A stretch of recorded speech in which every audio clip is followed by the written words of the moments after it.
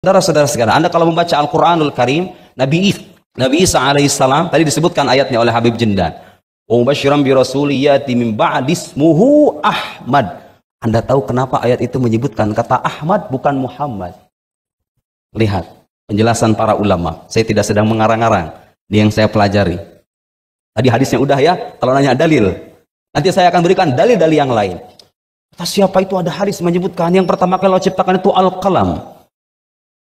Ayo hadhi awaliyah idhofiyah. Ini pertama awaliyah idhofiyah. Pertama setelah terciptanya ruh Nabi Muhammad, ayo na'am al-qalam yumkin al-aqal. Fi riwayah al-aqal, al-qalam wa kada wa kada wa kada. Kulluha awaliyah idhofiyah. Amma awaliyah haqiqiyah fahiya ruhaniyal muhammadiyah allati khalaqaha Allahu qabla ay yakhluqal akwan. Yang pertama kali Allah ciptakan ada ruh Nabi Muhammad sallallahu alaihi wasallam sebelum alam semesta tercipta. Ruh Nabi Muhammad sendiri bagian dari alam. Dia makhluk, tidak ada muslim berakal sehat yang mengatakan itu adalah qadim. Tidak, itu hadis makhluk wa huwa awwal khalqillah. Lihat saudara, Nabi Isa menyebut kata Ahmad.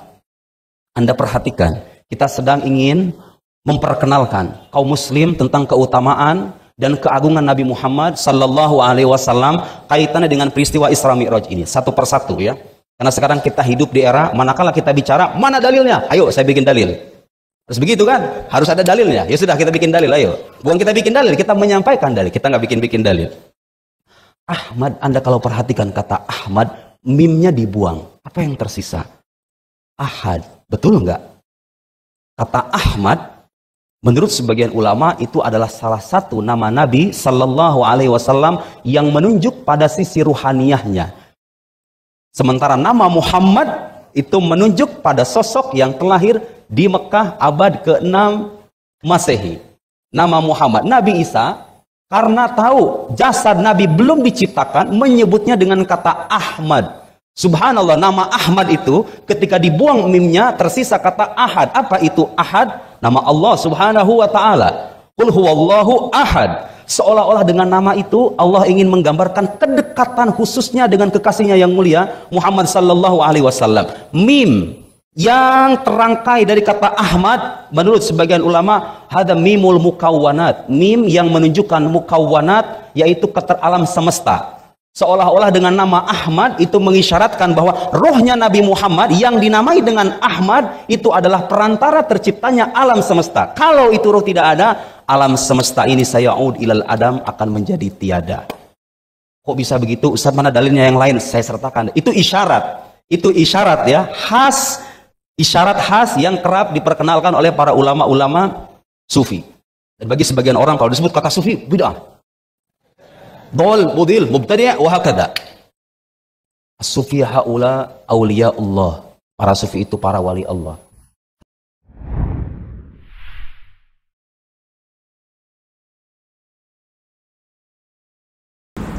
Kita mengatakan dalam pemahaman sekte sufiyah, baik mutakaddimin ataupun mutaakhirin, semuanya mereka sepakat yang pertama kali Allah ciptakan itu Nur Muhammad. Nur Muhammad itu diibaratkan seperti blueprintnya sebuah alam semesta. Gambaran semua alam semesta yang akan Allah ciptakan itu ada pada Nur Muhammad. Berbeda halnya dengan pemahaman, maka pada pertemuan yang lalu saya tanyakan, kita sebagai ahli sunnah yang kita yakini apa? Jangan yang mereka yakini kita tahu, yang kita yakini kita tidak tahu. Apa yang pertama kali Allah ciptakan? Al-Arsy. Walaupun para ahli sunnah dalam perbedaan pandangan tentang yang pertama kali Allah ciptakan, apakah itu Al-Arsy ataupun Al-Qalam. Hadis Imam Bukhari rahimahullah, beliau mengisahkan tentang penduduk Yaman yang datang kepada baginda Rasul. Ya Rasulullah, ji'naka linafqaha fid-din. Kami datang untuk kami perdalami agama kami. Ini sepatutnya kedatangan kita bukan tujuannya memang untuk memperlancar debat kami, tapi tujuan kita untuk memperdalami agama kami. Wa nas'aluka an awwali hadzal amr. Dan kami bertanya kepadamu tentang perkara yang pertama kali. Kemudian baginda Rasul sallallahu alaihi wasallam mengatakan, kana Allah wa lam yakun syai'un qablah. Allah ada dan tidak ada apapun sebelumnya. Tidak ada apapun sebelumnya.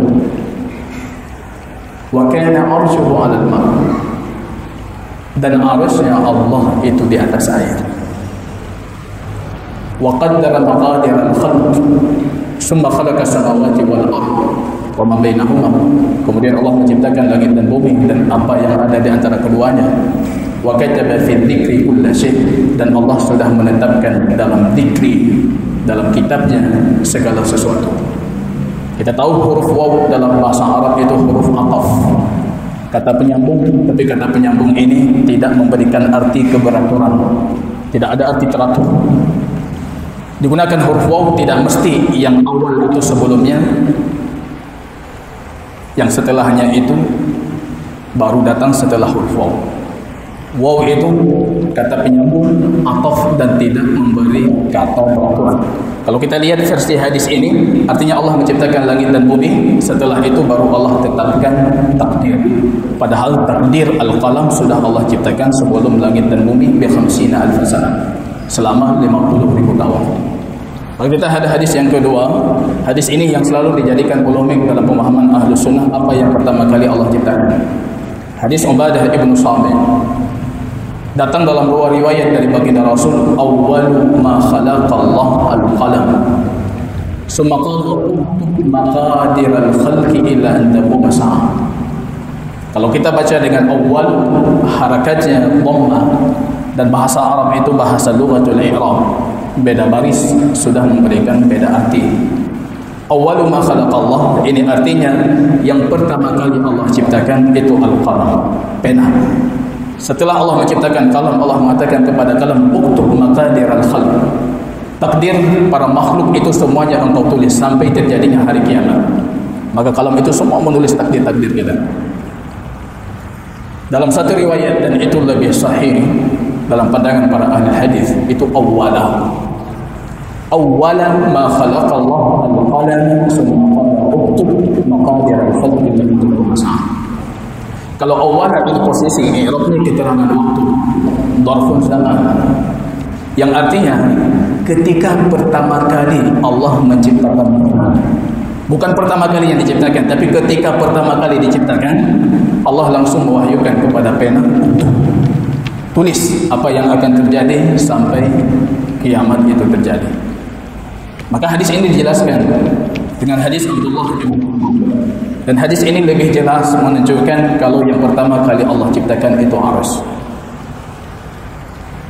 Hadis Abdullah bin Amr, baginda Rasul sallallahu alaihi wasallam mengatakan, Allah sudah menetapkan maqadir al-khalq qabla an yakhluqa as-samawati wal ardi bi 50 alf sana. Allah sudah menetapkan takdir-takdir kita itu sebelum Allah menciptakan langit dan bumi itu selama 50.000 tahun. Di penghujung hadis baginda Rasul tekankan wa kana arshuhu 'alal ma'. Wa kana menunjukkan tempo waktu yang lalu. Sebelumnya arus Allah sudah ada di atas air. Maka para ahli ilmu, para ulama ahli sunnah, ada yang mengatakan pertama kali Allah ciptakan pena, ada yang mengatakan yang pertama kali Allah ciptakan al-arsy. Dan itu lebih kuat sesuai dengan banyak dalil dari baginda Rasul. Rupanya kebanyakan dari kita ataupun masyarakat kita meyakini sebaliknya. Yang pertama kali Allah ciptakan nur Allah. Kita pada pertemuan yang lalu membacakan hadis yang panjang yang dinisbatkan kepada Musannaf Ibnu Abdul Razzaq. Hadis yang panjang yang kita katakan banyak dari lafadznya itu tidak ada nilai kefasihan dari bahasa Arab yang sudah cukup membuktikan kalau hadis ini dipalsukan. Belum lagi kalau kita berbicara tentang riwayat hadisnya dinisbatkan kepada Musannaf Imam Abdul Razzaq. Dan kita tahu kitab Musannaf Imam Abdul Razzaq itu ada kehilangan beberapa lembar dari awal jilid pertama aja, dan kehilangan banyak lembar di pertengahan kitabnya. Itu Imam abad ketiga Hijriah, bahkan wafatnya di awal-awal abad ketiga Hijriah. Imam gurunya Imam Ahmad, gurunya Imam besar. Kita tahu Imam Abdul Razzaq ini Imam Al-Bukhari rahimahullah paling menyesali ketika beliau tidak sempat berguru kepada Imam Abdul Razzaq. Kita bayangkan kalau Allah mentakdirkan Imam Bukhari itu berguru kepada Imam Abdul Razzaq, hampir mayoritas hadis sahih Bukhari itu sudah siap. jarak antara beliau dengan Rasulullah cuma 3 orang. Artinya akan lebih kuat. Rupanya Imam Bukhari dalam satu perjalanan terakhirnya, beliau mau singgah hampir tiba ke Mekah untuk berkunjung ke Yaman, berburu kepada Imam Abdul Razak. Datang kafilah yang mengabarkan Imam sudah wafat. Datang orang-orang rombongan mengatakan Imam Abdul Razak sudah wafat, untuk apa anda berangkat ke Yaman? Beliau pulang lagi ke Bukhara. Sampai ke Bukhara rupanya beliau dikabarkan Imam Abdul Razak belum wafat. Yang paling beliau sesali dalam hidupnya, kenapa beliau tidak pernah berburu kepada Imam Abdul Razak. Ini imam guru di guru, gurunya para guru. Bukan seperti guru kita, guru digurui, digurui oleh murid. Ini guru di guru. Para imam-imam besar, ini gurunya Imam Abdul Razak. Maka saya mengatakan pada pertemuan yang lalu, kuburan beliau memang tidak jauh dari tempat saya tinggal. Bahkan kami dalam satu distrik yang sama, Sawat, itu di kota Sana'a. Dijuluki dengan Imam As-San'ani, padahal beliau bukan berasal dari Sana'a karena lama berdiam Sana'a. Kitab yang hilang ini rupanya dimanfaatkan oleh orang-orang yang berbicara tentang Nur Muhammad. Mereka mendakwakan hadis-hadis yang berbicara tentang Nur Muhammad itu ada dalam kitab Musannaf As-San'ani, tapi kitabnya itu hilang. Saya punya kitab Musannaf As-San'ani Abdul Razak, dan di situ langsung dimulai dengan kitab Taharah. Ini beberapa kopian yang saya bawa. Ini dakwaan oleh pengarang kitabnya, Dr. Isa Abdullah Muhammad Al-Humairi. Beliau mendakwakan sudah mendapatkan kitab As-San'ani yang hilang. Rupanya menariknya, kita akan membuka langsung kepada Kitabul Awwal, itu bab Takhlid Nur Muhammad, bab penciptaan, kitab penciptaan Nur Muhammad. Termasuk hadis yang kita bacakan pada pertemuan yang lalu, semua hadis-hadisnya panjang tentang Nur Muhammad. Salah satu di antaranya hadis Jabir yang mengatakan, Jabir bertanya kepada Rasulullah, "Ya Rasulullah, ma huwa awwalu hadzal amr?" Apa yang pertama kali Allah ciptakan? Nurun nabiyyika ya Jabir. Cahaya nabimu wahai Jabir. Jadi pada pertemuan yang lalu kembali diingatkan, ada yang mengatakan ada hadis, semua hadisnya lemah kecuali hadis yang ada dalam kitab Musannaf dari Jabir. Maka ini menarik, ini pegangan paling kuat orang-orang yang mengatakan Nur Muhammad itu ada hadis. Maka kita akan mencoba mengkaji ini beberapa, ini cuplikan bisa kita katakan, ini beberapa potongan lembaran dari kitab yang didakwakan. Ini kitab Musannaf Abdul Razak yang hilang. Beliau Dr. Isa Al-Humairi membuat delegasi khusus untuk mencari kitab Musannaf Abdul Razak yang hilang. Pertanyaan besar barangkali dari saya dan dari jamaah, kenapa harus kitab ini yang hilang yang dicari? Karena sebelumnya sudah punya isu yang mengatakan Nur Muhammad ada dalam kitab Musannaf, tapi kitab itu hilang. Artinya kita memahami pengarang ataupun yang mengumpulkan pentahqiq kitab ini, dia meyakini dengan pemahaman Sufiyah. Dan kita membaca juga buku-buku beliau yang lain yang menunjukkan kalau beliau memang orang yang mendukung pemahaman Sufiyah. Salah satu pemahaman yang beliau dukung pemahaman Nur Muhammad. Beliau mencari untuk membuktikan, membenarkan apa yang beliau yakini. Diutus delegasi ke Yaman, tidak didapatkan. Padahal San'ani orang Yaman. Diutus ke Istanbul, kita tahu di sana dulu ada perbendaharaan kutub-kutub turas kaum muslimin, juga tidak didapatkan. Akhirnya cuma didapatkan di India. Di golongan orang-orang punya tariqah Justiyah. Orang tariqah mendakwakan kami punya kitab Musannaf Abdul Razak yang hilang. Orang lain tidak ada yang tahu, cuma kami. Orang tariqah meyakini Nur Muhammad, mereka yang punya. Yang mencari pun meyakini Nur Muhammad. Ini saja sudah cukup untuk membuktikan kalau kitab ini setidaknya tidak fair. Ini tidak adil. Apalagi ulama kaum muslimin, cukup kita punya para ahli hadis. Tidak bisa anda membohongi terhadap baginda Rasul. Ada yang mengatakan damai-damai saja, palsu mereka mengamalkan, tidak ada masalah. Yang penting kita damai-damai saja. Palsu, tidak ada masalah mereka mengamalkan. Yang penting hadis, walaupun palsu, yang penting hadis. Kita mengatakan Rasul Sallallahu Alaihi Wasallam cuma punya 2 petunjuk untuk orang yang berbicara hadis palsu. Hadis yang pertama, man kadzaba alayya muta'ammidan falyatabawwa maq'adahu minan nar. Yang berdusta atas namaku secara sengaja, falyatabawwa, maka bersiap-siaplah tempatnya itu di neraka. Ini orang yang membuat hadis palsu.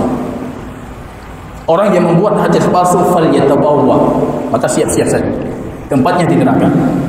Sekarang kita mengatakan saya bukan membuat, tapi saya menukilkan ataupun bahkan mendakwahkan. Kita punya hadis yang kedua. Man haddatsa anni bi haditsin yura annahu kadzib. Kalau kalian mengabarkan dariku satu hadis dan kalian tahu itu hadisnya palsu, dusta, fahuwa ahadul kadzibin, maka dia salah satu dari pendusta. Artinya kembali ke hukum hadis pertama, Anda juga harus bersiap-siap tempatnya di neraka. Kalau Anda berbicara tentang Nur Muhammad ini sebatas imajinasi, ini imajinasi kami orang-orang sufi. Tidur kami dapat imajinasi Allah sebelum menciptakan bagaimana Allah membuat blueprint untuk semua alam semesta. Akhirnya Allah menciptakan Nur Muhammad dan dari situ terbentuk semua alam semesta. Al-A'yan Al-Kharijah dalam bahasa mereka. Ini tidak ada masalah. Silakan Anda berimajinasi. Tapi Anda tidak akan laku akidah ini kecuali Anda akan menisbatkan kepada Rasulullah. Ini ada hadis, baru laku. Kemudian berdusta atas nama baginda Rasul. Imam Sufyan Ibn Uyainah mengatakan, kalau Anda berdusta atas nama baginda Rasul an dhahril Ka'bah, walaupun di dalam Ka'bah Anda berdusta, pasti ulama kaum muslimin akan tahu.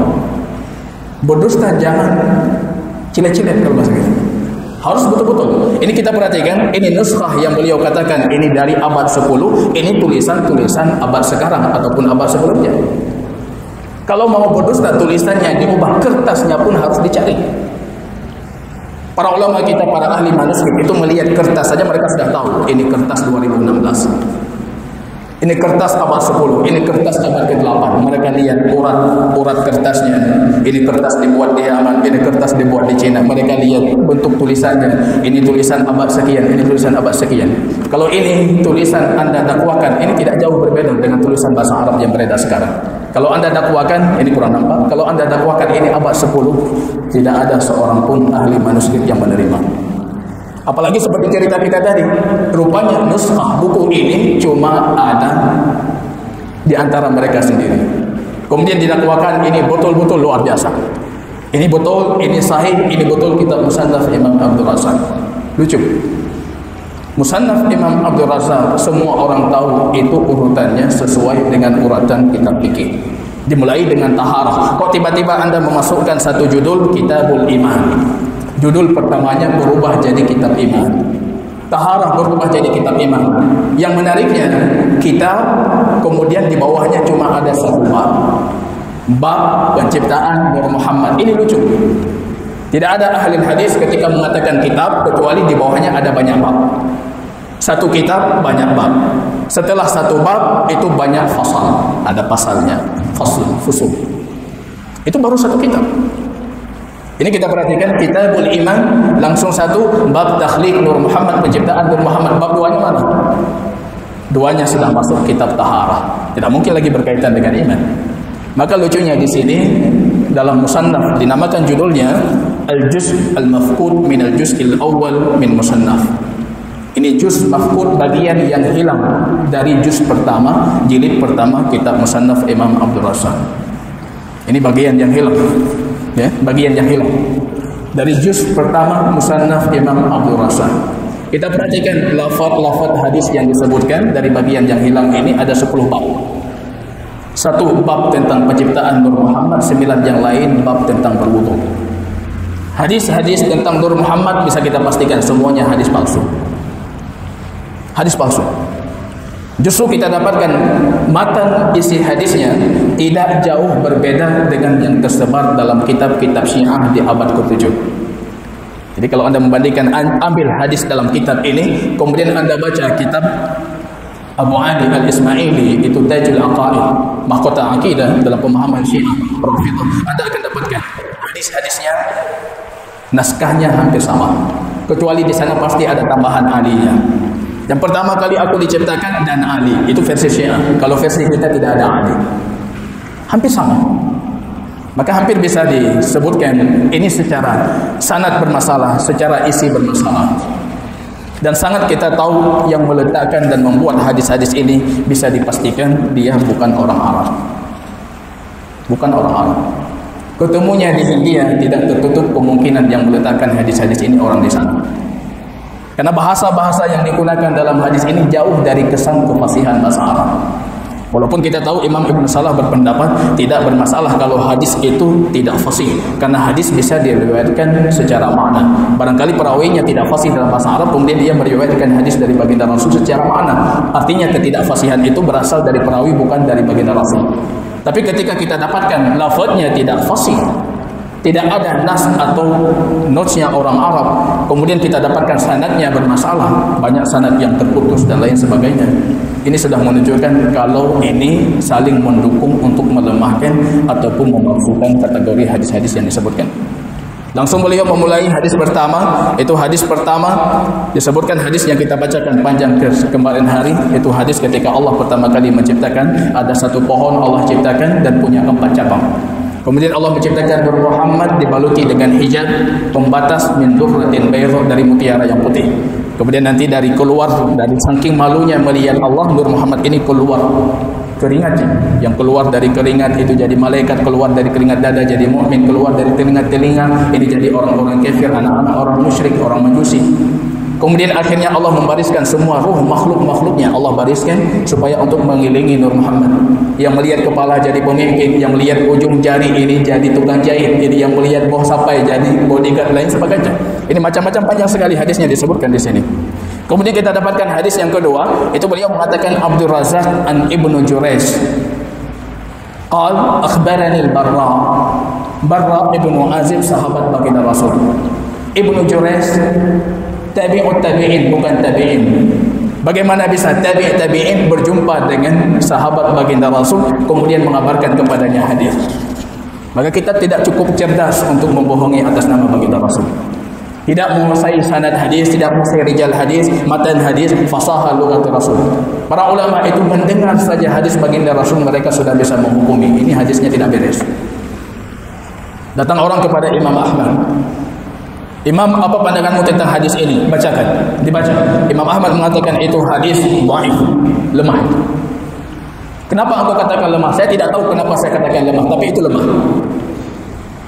Kalau anda tidak percaya, datangi Ali ibn Madini, kawan Imam Ahmad. Datang ke Ali ibn Madini, wahai Imam, ini hadis ini, bagaimana kondisinya? Itu lemah itu. Bagaimana anda katakan lemah? Saya tidak tahu bagaimana saya katakan lemah. Artinya, para ulama itu sudah hidup dengan hadis baginda Rasul. Mereka tahu lafaz-lafaz yang dikeluarkan oleh baginda Rasul. Tanpa mereka sadari, mereka sudah bisa menghukumi ini hadis ataupun ini bukan hadis. Apalagi kalau kita perhatikan ini sanadnya, tabi'in berjumpa dengan sahabat, kemudian sahabat ini meriwayatkan dari baginda Rasul. Ini tidak butuh ahli dalam ilmu hadis sehingga anda bisa menghukumi kalau hadis ini bermasalah. Kita perhatikan juga semua hadis yang disebutkan itu semuanya an fulan. Tidak ada di situ sami itu aku mendengar, akhbarani dikabarkan kepadaku. Semuanya an. Padahal ini jauh dari kesan kitab Musannaf Imam Abdul Razak yang beliau sering secara terang-terangan mengatakan aku mendengar, dikabarkan kepada aku. Tapi tiba-tiba ke dalam kitab yang hilang ini itu semuanya diganti dengan an. Kemudian kita dapatkan di hadis yang ke-9 masih berbicara tentang sifatnya baginda Rasul. Abdul Razak an Malik an Abdullah ibn Abi Bakar an Salim ibn Abdullah akhbarahu an Ummu Ma'bad. Salim ibn Abdullah tidak pernah bertemu dengan Ummu Ma'bad dalam sejarah. Bagaimana beliau bisa dikabarkan? Jadi anda langsung bisa menghukumi ini punya masalah dengan hadisnya. Ini saya katakan, kalau hadis yang lain itu ulama-ulama Syafi'iyah Sayyuti mengatakan maudhu palsu. Tidak ada satupun hadis tentang Nur Muhammad yang punya sanad yang kuat dari baginda Rasul dan bisa dijadikan acuan. Maka pegangan terakhir mereka itu Musannaf Imam Abdul Razak. Ini pegangan terakhir mereka. Kalau yang lain memang semua sudah sepakat itu palsu, itu maudhu. Tapi ini pegangan terakhir. Ini harus dipastikan ini kitab Musannaf Imam Abdul Razak. Kalau sudah dipastikan ini kitab Musannaf Imam Abdul Razak, ulama kaum muslimin akan menjadikan kitab ini sebagai acuan dan rujukan. Kita perhatikan banyak juga dari hadis-hadis yang disebutkan jauh dari kesan-kesan kefasihan. Kita perhatikan ini hadis yang ke-17, nuran kulluhu bal nuran min nurillah. Muhammad itu nur dari cahayanya Allah. Man ra'ahu badihatan habahu. Ini kalimat-kalimat yang anda sedikit belajar bahasa Arab langsung anda tahu ini kalimat kayaknya orang baru belajar bahasa Arab. Man ra'ahu badihatan habahu. Yang melihat baginda Rasul sekejap dia lihat langsung terkesima dengan kewibawaan baginda Rasul. Wa man ra'ahu miraran. Ini kalimat miraran. Jauh dari kesan kefasihan. Siapa yang melihatnya berulang kali, istahabbahu asyadda istihbabin. Ini asyadda istihbabin yang kita berbicara dengan bahasa Arab tidak pernah kita pakai. Jauh. Tidak sama sekali dengan pola-pola digunakan oleh orang Arab. Asyadda hubban lillah, asyadda istihbaban, barangkali mungkin, tapi ini asyadda istihbabin. Ini jauh sekali dari kesan kefasihan. Ini kita perhatikan, hampir sekian 20-an hadis yang beliau sebutkan, ini hampir tidak ada satupun dari hadis tersebut kecuali punya masalah baik di sanad ataupun isi hadis. Yang menariknya ketika beliau melanjutkan untuk babul wudu, kemudian beliau menyebutkan hadis ke-20, hadis ke-21. Ketika menyebutkan hadis 20, hadis ke-21, kita dapatkan rupanya hadis itu bukan dari kitab Musannaf Imam Abdul Razak, tapi kita dapatnya dari Musannaf Ibnu Abi Syaibah. Jadi Ibnu Abi Syaibah ada Musannaf. Jadi supaya nanti sinkron, ini judul Nur Muhammad penciptaan awal, tiba-tiba sudah masuk ke wudu, ini tidak sinkron. Akhirnya dibawa beberapa hadis yang sedikit mengarahkan kita itu ke arah-arah awal penciptaan. Akhirnya mengambil hadis, matan hadisnya dari kitab Musannaf Ibnu Abi Syaibah, menggunakan rawi-rawi yang sering digunakan oleh Imam Abdul Razak. Yang lucunya, para ulama kita mencari kembali menggali, rupanya dua hadis ini kita dapatkan juga dalam kitab Musannaf Imam Abdul Razak. Memalsukan hadis untuk Abdul Razak, padahal hadis itu ada dalam kitab Musannaf Abdul Razak dengan redaksi yang berbeda dan perawi yang berbeda. Ini kalau bisa kita simpulkan, ini yang memalsukan ini belum tentu sudah membaca hadis kitab Musannaf Imam Abdul Razak. Ini belum tentu membaca hadis kitab Musannaf Imam Abdul Razak. Saya menukilkan beberapa hadis lain yang sering kali kita dengar. Laulaka ya Muhammad, laulaka ma khalaqtul aflaka. Ini sering kali para dai kita dari orang Aceh ini yang sering kali membawa hadis ini di acara-acara maulid. Laulaka ya Muhammad ma khalaqtul aflaka. Kalau bukan karenamu wahai Muhammad, maka aku tidak menciptakan alam semesta. Ini palsu. Hadisnya palsu. Imam Sayyidi mengatakan palsu sekali. Kalau palsu bukan palsu biasa ini. Palsu sekali. Ma khalaqtul aflaka. Kemudian juga kita mendapatkan ada hadis Hakim, auhallahu ila Isa ya Isa amin bi Muhammad wa'mur man adrakahu min ummatika ayyuminu bihi. Wahai Isa, Allah rupanya berfirman kepada Isa, wahai Isa, berimanlah kepada Muhammad. Wa'mur man adrakahu min ummatik. Siapa yang mendapatkan Muhammad dari umatmu yang hidup sezaman dengan Muhammad, maka hendaknya mereka juga beriman dengan Muhammad. Laula Muhammad, kalau bukan karena Muhammad, ma khalaqtul arsy wa ma khalaqtul qalam wa ma khalaqtul jannati wa ma khalaqtun nar.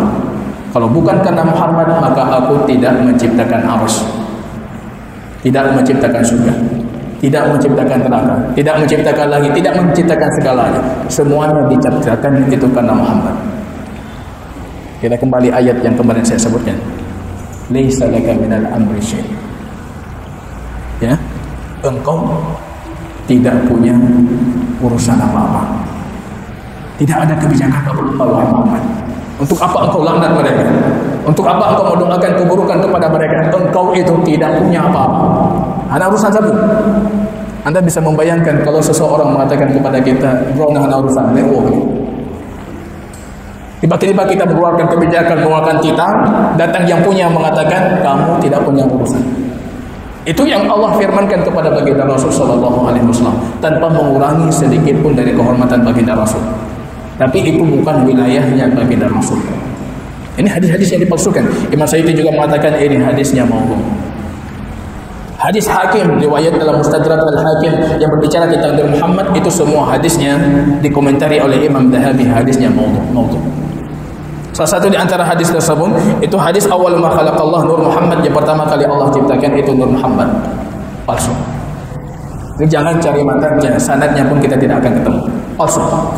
Kemudian hadis ru'yah Adam isma Muhammad 'alal 'arsy, rupanya Adam melihat nama Muhammad itu sudah tertulis di atas arsy.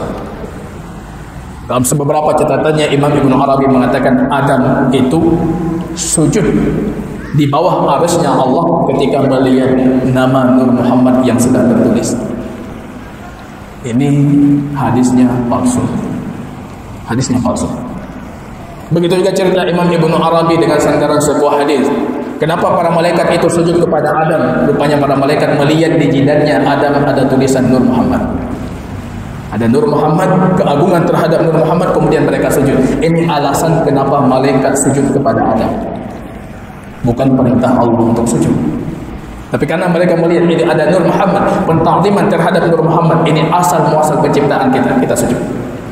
Ini juga hadisnya disebutkan oleh Imam Az-Zahabi, ini hadisnya palsu. Jadi bisa kita pastikan jamaah, kitab ini tidak sahih sebagai kitab yang hilang dari Musannaf Imam Abdul Razak. Para ulama ahli hadis sudah mengkaji dan akhirnya mendapatkan apa yang hilang. Mereka cuma mendapatkan 2 lembar saja yang hilang. Dan beberapa lembar di pertengahan kitab dari pembahasan-pembahasan fikih yang sama sekali tidak berhubungan dengan Nur Muhammad. Kita dapatkan rupanya itu semuanya palsu, hadisnya palsu, hadisnya palsu. Tidak pernah terlepas dari pengaruh filsafat Yunani, tidak pernah terlepas dari pengaruh filsafat Hindia, filsafat Persia, dan tidak pernah terlepas dari ajaran Syiah. Ini asal muasal Nur Muhammad. Ini logika-logika yang digunakan. Kebingungan-kebingungan itu yang melahirkan adanya Nur Muhammad. Allah azali, bagaimana Allah akan menciptakan makhluk? Kalau Allah ciptakan pada dirinya, artinya itu bukan makhluk, itu bagian dari Allah. Kalau Allah ciptakan di tempat lain, bagaimana akan Allah ciptakan? Padahal yang ada cuma Allah. Ini logika ini yang ketika kita bermain, maka Imam Bukhari membuat wanti-wanti kita, babkan suatu soal. Jangan terlalu banyak berbicara kalau sudah berkaitan dengan Allah. Jangan terlalu banyak berbicara bagaimana Allah ciptakan makhluk. Allah padahal ada satu tunggal, tidak ada satupun makhluk. Kok tiba-tiba ada makhluk? Di mana Allah ciptakan? Bagaimana Allah ciptakan? Maka mereka membuat adanya Nur Muhammad ini sebagai perantara. Kalau kita perhatikan kenapa lahirnya Nur Muhammad ini tidak pernah terlepas dari pertanyaan-pertanyaan yang mereka kebingungan, akhirnya untuk menjawab kebingungan itu menciptakan adanya Nur Muhammad. Kalau hadis bisa kita pastikan semuanya hadisnya palsu. Kecuali beberapa hadis yang menunjukkan nur yang saya sebutkan pada pertemuan yang lalu, itu pun tidak bisa kita terjemahkan sebagai nur yang sifatnya materi. Jadi cahaya itu bukan semua cahaya harus bersifat materi. Cahayanya lampu ini bisa kita lihat, ini sifatnya materi, hissi, bisa tertangkap dengan indera. Tapi kalau saya berbicara tentang cahaya keilmuan, dari mana kita dapat cahaya keilmuan? Cahaya hidayah. Dari mana kita dapat melihat cahaya hidayah? Ini sifatnya makul, bisa kita pahami, ada dalam logika kita, tapi tidak bisa kita tertangkap dengan indera kita. Ini 2 cahaya ini jangan salah ditafsirkan. Kadang-kadang Allah menyebutkan cahaya Muhammad itu cahaya, yang diinginkan Muhammad itu sebagai cahaya hidayah, bukan cahaya yang kalian lihat sebagai nur seperti cahaya-cahaya yang kita perhatikan ini. Qad ja'akum dalam surat Al-Maidah, minallah nurun wa kitabun mubin. Sudah datang kepada kalian dari Allah nur. Oh, ini luar biasa, ini cocok sekali. Ini ayat kita, nur yang dimaksud Nur Muhammad. Padahal cahaya yang dimaksud Muhammad itu cahaya. Baginda Rasul kedatangannya itu cahaya. Kedatangan baginda Rasul dengan hidayah itulah cahaya yang akan menuntun kita ke surganya Allah. Qad ja'akum minallah nurun wa kitabun mubin. Yahdi bihillah. Ini menarik lagi karena Allah mengatakan yahdi bihi. Ha itu untuk satu tunggal. Orang ketiga tunggal, laki-laki, ha.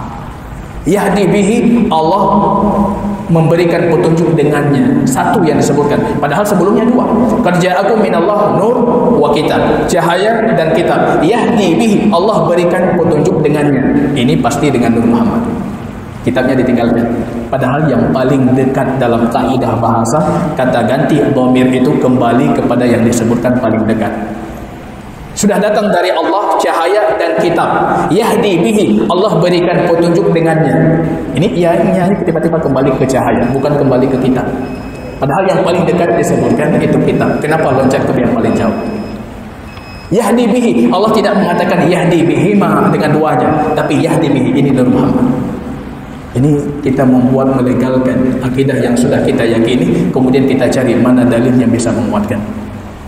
Imam Tahawi mengatakan yahdi bihi bisa kembali kedua-duanya, tidak ada masalah dalam bahasa Arab. Itu Imam Tahawi. Kita ada 3 imam dalam fikih mazhab, itu imam yang paling berjasa dalam mazhab. Yang paling berjasa dalam fikih Abu Hanifah At-Tahawi. Yang paling berjasa dalam fikih Syafi'i Baihaqi. Yang paling berjasa dalam fikih Imam Ahmad Ibnu Hanbal, Ibnu Muflih. Ini 3 imam ini kata para ulama. Kalau yang lain imam kita punya jasa untuk kita, tetapi Imam Syafi'i punya budi yang belum terbalas dari beliau untuk Baihaqi. Ini kebalik. Karena ini yang paling menghabiskan umurnya untuk berkhidmat untuk mazhab. Imam Tahawi mengatakan dhamir kata ganti ini bisa kembali kedua. Jadi kita lihat ayat-ayat yang mereka berdalil itu semua ayat. Yang penting ada nur, maka itu nur Muhammad. Dari mana dapat Muhammad? Ada nur. Datang kepada kalian cahaya. Oh, itu cahaya Muhammad. Dikuatkan dengan hadis-hadis yang kita sebutkan dan bisa kita pastikan itu semuanya hadisnya palsu. Wallahu ta'ala a'lam bishawab. Sebenarnya ini baru kita mengkaji tentang Assalamualaikum warahmatullahi wabarakatuh. Sampai jumpa kembali di Warok Islam Channel.